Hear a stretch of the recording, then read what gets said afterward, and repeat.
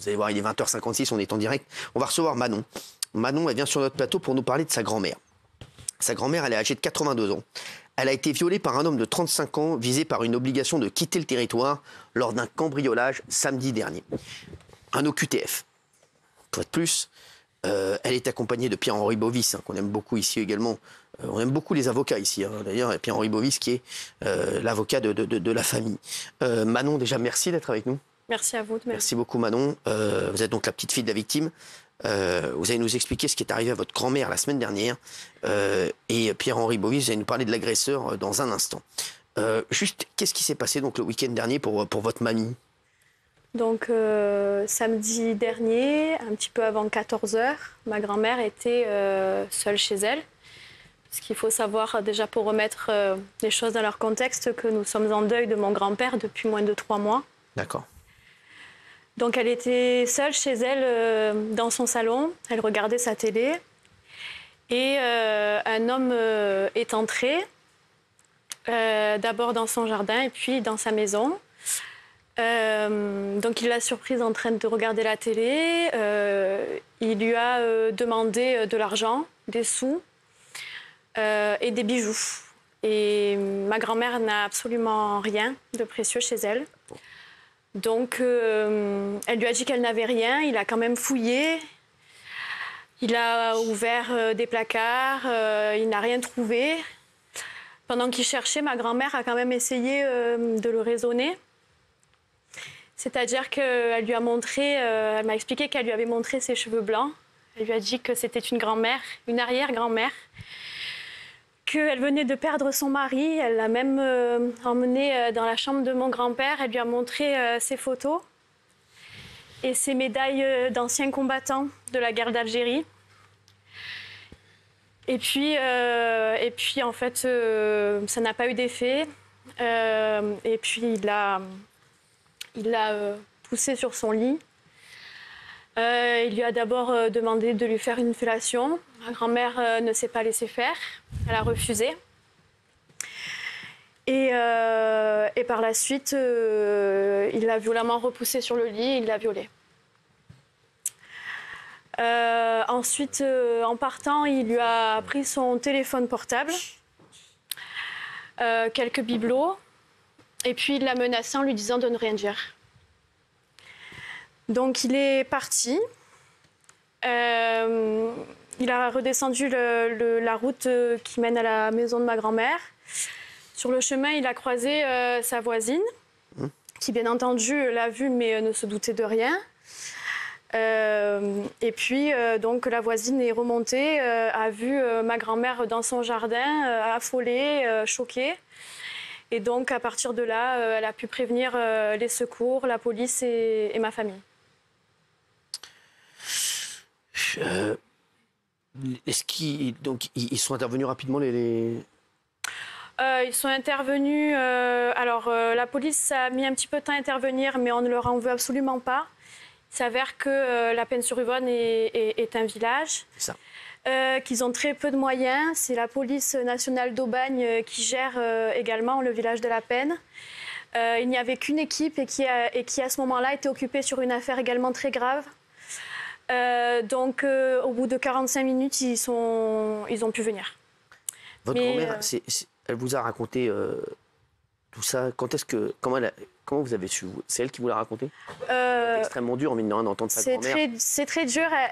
D'ailleurs, quand elle me l'a raconté en détail, nous étions toutes les trois avec ma mère. Et elle disait à ma mère, alors pourtant j'ai 35 ans, mais elle disait à ma mère, j'ai honte de raconter ça à la petite. Et ma mère lui a dit, mais tu peux lui raconter, elle a 35 ans, elle peut entendre ces choses-là. Et voilà, c'est elle-même qui me l'a raconté. Un homme de 35 ans, visé par une obligation de quitter le territoire. Est-ce qu'il était connu, vous le connaissiez cet homme? On l'avait déjà vu dans le village ou jamais? Non. Jamais. Donc la voisine, elle l'a vu? Elle l'a vu et du coup, elle a pu également, tout comme ma grand-mère, faire une description assez précise de la personne. Voilà, ça pour moi, par exemple, je le dis, Gilles Vernet, parce que je sais que tu ne vas pas être d'accord avec moi, pour moi, ce jeune homme, pour moi, je le dis, pour moi, c'est perpétuité. Oui, oui. Je le dis, Voilà, je suis désolé, hein, je sais que tu ne seras pas d'accord avec moi. Si, enfin... Non, mais je sais pas, voilà, mais pour moi, ça c'est... Je ne sais pas comment il peut y avoir des détraqués pareils, qui sont en plus visés par une obligation de quitter le territoire. Alors, on va revenir sur l'agresseur, parce que ça vous intéresse également, il est 21h01, on va vous en parler. Alors, il était connu des forces de l'ordre, Pierre-Henri? Il était effectivement connu des forces de l'ordre. Il a surtout été condamné déjà pour une affaire d'intrusion. Alors, on n'a pas encore beaucoup de détails sur cette condamnation, mais a priori, on ne sera pas surpris, je pense, qu'il a eu du sursis, à mon avis. Raison pour laquelle il était en liberté. Je pense que d'ailleurs l'obligation de quitter le territoire a été délivrée par le préfet à la suite de cette condamnation. Mais force est de constater, encore une fois, que l'obligation de quitter le territoire français n'a pas été exécutée. Si l'État avait fait son job, pour le coup, jamais il ne se serait passé ce qui s'est passé. Vous avez parlé tout à l'heure de perpétuité. En tout cas, ce qui est certain, c'est que... De ce que je sais, je prends pas, ça dépend. Il n'y aura pas de perpétuité parce que... Vous savez que j'aime bien, mais Gérald Darmanin, il essaie de faire le maximum là-dessus, mais sachez que c'est très compliqué, même pour le ministre de l'Intérieur, et il aimerait faire plus là-dessus, sur les OQTF, et s'il pouvait, voilà... c'est compliqué. C'est entre 8 et 10% aujourd'hui d'OQTF exécutés en France. Oui, mais le problème qu'on a, c'est qu'à chaque fois qu'on a 81%, voilà, en ce moment, on a l'impression d'avoir 3 affaires sur 4 qui sont commises par des OQTF. Ouais. Donc à un moment, après on en a eu deux ici sur le plateau qui étaient au contraire... voilà, les opposés. Les opposés, mais c'est très dur aussi. Après, c'est vraiment, il faut faire au cas par cas. Mais ça, typiquement, moi, je vais vous dire, le truc, dès qu'on est connu des services de police, au QTF, c'est connu service de police, c'est direct, il quitte le territoire. Mais c'est surtout que là, on est sur un acte d'une cruauté qui soulève le cœur. Voyez, on pourrait... Un grand avocat pénaliste définissait l'acte de barbarie comme extérioriser une cruauté, mais c'est le cas. C'est d'une cruauté infâme et je respecte beaucoup le courage d'ailleurs de sa petite fille de venir aujourd'hui s'exprimer. Alors justement, il a été donc attrapé par les forces de l'ordre. Comment il a été appréhendé? Racontez-nous. Vous le savez? Il a été reconnu le lendemain. Il a été arrêté le lendemain, placé en garde à vue et déféré devant un juge d'instruction. Il a été arrêté où? Aux abords du village? Comment? Oui, à 1 kilomètre du domicile de ma grand-mère. D'accord, donc il était encore sur les lieux, lui, tranquille. D'accord. Ils l'ont trouvé où? Il habitait où, ce garçon? Il n'y a pas de domicile fixe, a priori. C'est un sans-abri, il n'y a pas de domiciliation. Alors, de ce qu'on sait, mais encore une fois, avec beaucoup de réserves, il aurait été hébergé dans un Formule 1. Ouais.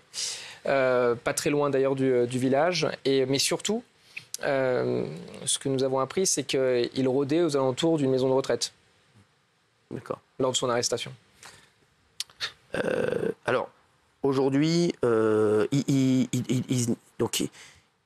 est où là aujourd'hui? Donc là aujourd'hui, il a été placé en détention provisoire. D'accord. Ce qu'on sait. Donc c'est-à-dire qu'un juge d'instruction a demandé à un juge des libertés de le placer en détention provisoire. Et donc une instruction a été ouverte.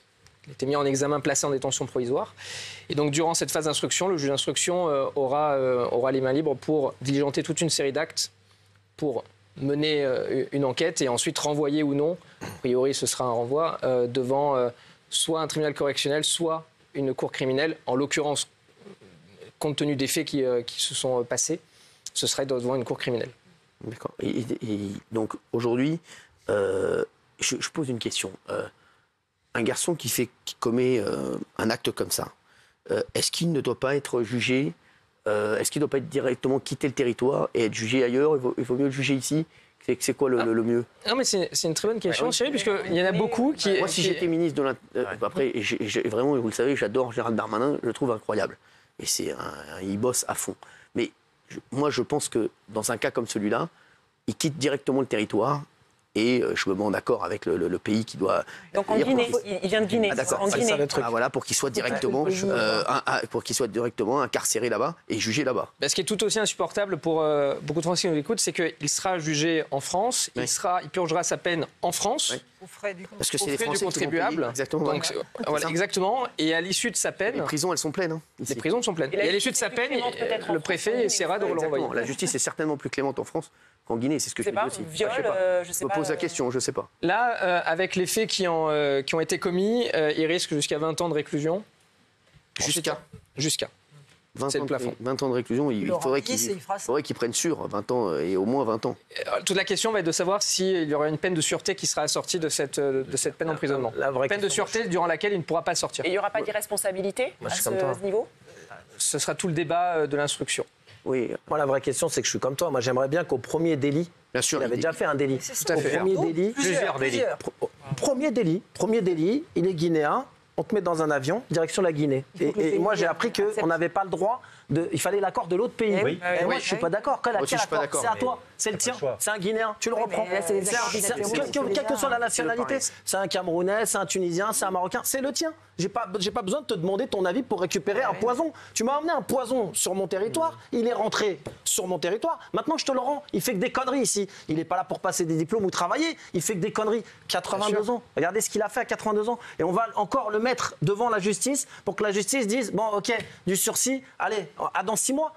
Monte dans un avion, direction la Guinée, terminé. Si tu reviens, tant mieux, nage. Si tu reviens, tant mieux. Que je te rattrape pas parce que je te remets dans l'avion. C'est comme ça que ça devrait se passer. Je comprends pas, moi. Mais vous avez d'autant plus raison que Faut la en fait, permission de l'autre pays. l'État se cache derrière les laissez-passer consulaires pour justement autoriser. Mais vous avez raison, c'est la responsabilité de l'État. Bah oui. C'est l'État qui est censé protéger ses individus et ses concitoyens. Et lorsqu'effectivement vous avez un individu qui rentre pour commettre des délits ou des crimes, c'est l'État qui doit aussi prendre en charge sa propre responsabilité pour assurer la protection des citoyens. Gilles, qu'est-ce que vous pensez de ce que vient de dire Raymond? Bah, c'est sur le fond.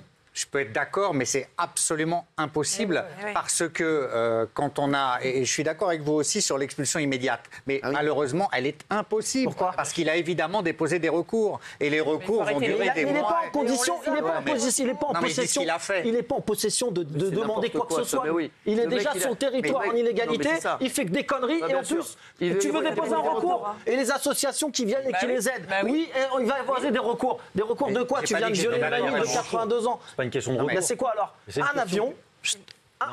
Un filet garni, un jus de potage tomate à la maison. Sur le fond, on est tous d'accord avec toi, oui, Raymond, je pense, autour de Raymond, cette tout le monde table. est Mais d'accord. malheureusement, l'OQTF, elle prévoit de toute façon qu'il faut un accord de, Non, et un non, mais laissez-passer ouais, mais consulaire. donne ça, tu pas peux d'aide. pas. On Ça, donne tu pas peux pas d'aide le à laisser la passer, Guinée. ça. Mais bien Tu peux pas le sûr, mais On moi donne je suis pas d'accord. des aides à la Guinée. dire. Et là, elle a raison, Géraldine, on donne pas des aides à la Guinée. C'est fou. Tu vois? Bah, tu vas dire, mais je suis mais d'accord, mais vous concrètement, savez que comment par vous exemple, il faites n'y a pas si le pays veut d'OQTF en pas le Algérie. Mais si le pays veut pas le prendre, non mais je comprends bien. Non, non, c'est bon, c'est bon. Si le pays veut pas le prendre, je vais vous dire, moi, Géraldine, Tu le mets où? il n'y a plus d'aide à la Guinée, on va couper les aides. Plus de visa, Ah plus oui. d'aide. Oui, donc plus tu rien, fais bah, des c'est comme guerres ça. diplomatiques. Ah oui, elle a avec, raison. Et bah, guerre diplomatique, bah, c'est la guerre pour la jeune femme. Ça, c'est un choc. Moi, je me mets juste oui. à la place de cette jeune fille. Bien sûr. Je vous le dis, voilà. sûr. Je me mets à la place de Manon et je suis désolé. Et on l'a dit Manon- beaucoup de fois, hein, on se met à la place de cette personne parce qu'elle Exactement. a été On en a marre de se mettre à la place. agressée, On en a marre de se mettre à la place. Sa grand-mère, 82 ans, il y a un abruti Elle vient d'être veuve. qui vient en Insupportable. France, Ah oui. qui fait que des conneries, Il vient pas pour qui va travailler. violer sa grand-mère et qui est tranquille après dans la rue à 1 kilomètre de sa grand-mère. Non mais les mecs, non mais vous vous rendez pas compte que quand on dit ça En ici, train de devenir fou, hein. pourquoi on dit ça? Pourquoi on dit ça? Et je vais vous dire. On dit ça parce qu'il faut bouger, hein. absolument que ça bouge, parce que sinon, je vous Évidemment. le dis, ça va partir en cacahuète. Mais oui, hein. Parce que ce mec-là, demain, ce qui va se passer, c'est qu'il y a des mecs qui vont créer des milices, des trucs comme ça, Ah oui. et qui vont dire, eh ben, parce que, mine de rien, on en a ras le cul, eh ben, on va s'en occuper nous-mêmes. Et là, je vous le dis, ça va être dramatique, ça va être une catastrophe. Hein. Oui, Ça la va guerre être civile, hein. n'importe quoi. Ça va être alors là, ça va devenir le Far West. Non mais je vous le dis. Non mais je te le dis. normal. Parce qu'il y a des mecs qui n'en peuvent plus. Demain, c'est ta grand-mère. C'est ça le truc. Demain, c'est ta C'est grand-mère. notre grand-mère. Tu crois quoi? Le mec, je dis la vérité, je devrais pas dire ça. Demain, c'est ma grand-mère, je te dis la vérité. Demain, je sais très bien qu'on va le chercher dans tout le village. Mais imaginons que tu le trouves. Qu'est-ce qui va se passer? C'est toi qui vas partir. Non mais je te au dis, c'est toi qui vas placard. partir. Et Bah c'est toi oui. qui vas partir. C'est toi qui vas partir en prison. Je te le dis. Ce qui est Bah oui. absolument- Tu crois mais- quoi? Moi, il arrive ça à ma grand-mère. Je te le dis. J'attends pas le lendemain, j'attends pas une heure, j'attends pas un quart d'heure. Hein. Le mec, on va le retrouver. Hein. Faut le Je t'explique, trouver avant la tu prends police. Et Voilà, donc, surtout, Cyril, c'est ce que vous avez dit, c'est que ça devient insupportable que Eh oui. maintenant sa grand-mère s'inscrive sur la liste qui s'allonge de semaine en semaine. Bien sûr.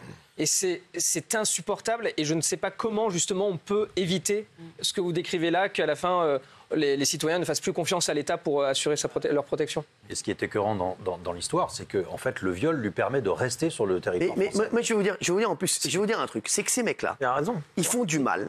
Exactement, mais t'as raison. Le viol, t'as raison. Il a dit Jacques, il va c'est rester vrai. là et il va Bien sûr. manger et il va dormir. Ces mecs-là, quelle ils leçon font on mal donne à des gars qui sont ici. Ils veulent s'insérer. Et qui veulent justement Les deux qu'on a travailler. On a reçus, vu les deux gars. les deux Ils aiment la deux France. jeunes. Ils veulent travailler en France. Ils font des études. Ils se battent. Et quand tu as des abrutis pareils, ils flinguent tout le travail des autres gars. Il y a 90%, c'est comme partout. Tu as 80% de mecs qui sont top. Et tu en as 20% qui foutent un bordel pas possible. Et qui vont. Et je vous dis, c'est insupportable parce qu'ils font du mal. Ils font du mal aux autres. C'est ça le problème. Je te le dis, c'est insupportable. Je suis désolé. Dernièrement, quand même, les faits divers liés à des OQTF, pardon, mais il y a quand même une récurrence qui est quand même bien très sûr. problématique. Bah, C'est une vraie problématique. Il faut arrêter. Moi, là, et On a pas- je il veux le bien que sait, ce Gérald soit Darmanin, marginal, ministre de mais, l'Intérieur, le sait. Et sachez-le, ne croyez pas que ministre de l'Intérieur, tu claques des doigts, Ah tu non, fais ce que tu veux. en mille choses. Sachez-le, on est en France, c'est et je vais régi vous par, dire, l'état de c'est droit. extrêmement compliqué. Je vais vous dire un truc. Moi, j'ai eu un pote, moi, qui veut devenir président. Je ne peux pas vous dire qui c'est. Boudère. Non, mais Boudère. Hein. Non, mais il m'a dit, regarde, et Jacques Chirac. Quand on était plus petit, il y avait Jacques Chirac, c'était le président. Il a fait 12 ans. Jacques Chirac, il a très vite compris, au bout de 3 ans, il a dit, écoute-moi bien, en France, on ne peut rien faire. Et il disait même à ses ministres, ne faites rien. C'est comme ça que vous resterez le plus longtemps. Et je vais vous dire, c'est ce qui se passe. On le voit bien, même Emmanuel Macron. Emmanuel Macron, il est arrivé, il a dit, je vais tout changer. Il avait dit 100% d'OQTF. Mais exactement, mais les chéris, vous voyez bien, il avait dit exactement 100% d'OQTF autour, il avait dit plus de SDF. Mais je vais vous dire, en vérité, c'est très compliqué. Vous voyez bien que à chaque président, on croit qu'il va se passer des choses incroyables. Mais la France, c'est beaucoup plus compliqué que ça. Sachez-le. Et si Gérald Darmanin s'écoutait, je pense qu'il mettrait tous les OQTF dehors. Je vous le dis. Je suis sûr et certain. Après, C'est compliqué pour nous, c'est pas. Je dis, voilà, je me mets à sa place. Je pense Si on ne peut pas les renvoyer, on peut les enfermer déjà pour commencer. Mais pourquoi tu veux les enfermer? Ouais, tu ne veux pas les enfermer. C'est qui va leur donner un enfermer manger des gens qui. Tu vas pas enfermer des gens qui sont envie de travailler. Ils ont déjà fait une connerie. Non, mais là, en l'occurrence. Tu veux les mettre dans les prisons, tu vois pas que les prisons sont pleines, il faut les renvoyer chez eux. Non, mais en l'occurrence, le préfet aurait pu le placer en centre de rétention administrative. Déjà. On a déjà ce une qui aurait, norme qui existe. Juste le centre de rétention. ce qui aurait permis d'éviter qu'il. Manon, comment elle va votre grand-mère? Écoutez, ma grand-mère, c'est une force de la nature. Elle a un caractère incroyable. Elle le tient debout, malgré ses douleurs qui lui sont apparues forcément à 82 ans, après s'être débattue contre un homme de 35 ans. Elle tient debout, mais on est assez inquiet pour la suite. Bien sûr. Et puis, elle m'a dit hier une chose. Alors, je lui ai quand même dit, dans ton malheur, tu as de la chance qu'il ne t'ait pas ôté la vie. Et elle m'a répondu, il m'en a enlevé une grande partie. Ah, bien sûr. On pense fort à elle, en tout cas, à votre grand-mère. On pense très fort à elle. J'ai juste un petit message que j'ai écrit parce que j'avais peur de perdre mes mots. C'est très rapide. Allez-y. Je voulais juste dire que je parle aujourd'hui au nom de ma famille, sans message politique ni haine. La décision de médiatiser notre histoire a été compliquée à prendre. Certains me l'ont même déconseillé. Mais s'il n'existe ne serait-ce qu'une infime chance d'être entendue ce soir, je me dois de la saisir. Pour ma famille, pour ma grand-mère, pour mon grand-père qui aimait tant la France, qui s'est battu pour elle et qui a adoré par-dessus tout son drapeau, cette France-là n'a malheureusement pas su protéger sa femme. Il faut changer cela. J'ai conscience que cela ne se fera pas du jour au lendemain. La marche est bien trop haute. Mais je garde malgré tout foi en mon pays et me dis qu'il peut y arriver. Il faut donner les moyens à notre justice et à nos forces de l'ordre d'appliquer nos lois. Nous sommes malheureusement un cas loin d'être isolé et cela aurait pu être évité. Bravo Manon. Bravo, merci Manon. Merci d'avoir été avec nous. Merci à tous.